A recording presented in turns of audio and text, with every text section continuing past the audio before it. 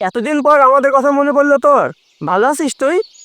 এতক্ষণ তো ভালোই ছিলাম, কিন্তু বাড়ি আসার পরে বাড়ির পরিবেশ দেখে মনটা আর ভালো নেই। তুই আব্বাকে ডাক দে। কেন, তোর আবার কি হলো? আরে মালিক, কি হয়েছে? আজ সকাল সকাল চিল্লাচিল্লি করছিস কেন? আরে হাসান, তুই বিদেশ থেকে কখন আসলি বাবা? তোর শরীর ভালো আছে তো? ভালো কি আর তোমরা আমাকে রেখেছো? আমার কাছ থেকে যে তোমরা লক্ষ লক্ষ টাকা নিয়ে এসছো বাড়ি করার জন্য, তো আমার সেই বাড়ি কই? লক্ষ লক্ষ টাকা পাঠিয়েছিস মানে? কি বলছিস এই সব? তুমি কি কিছুই বুঝতে পারছো না? আমি যে প্রবাস থেকে খেয়ে না খেয়ে, পড়ে না পড়ে 50 লক্ষ টাকা কষ্ট করে পাঠাইছি বাড়ি করার জন্য। তো সেই টাকা কি করলা তুমি? বাবা, তুই কি বলিস এসব?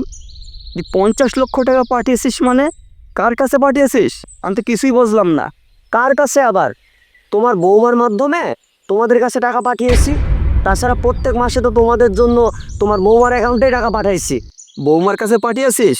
তুই কি কখনো বলেছিস যে তুই বৌমার কাছে টাকা পাঠাস? তুই কি কখনো তোর বউকে জিজ্ঞাসা করেছিস তোর বউ আমাকে টাকা দেয় কিনা?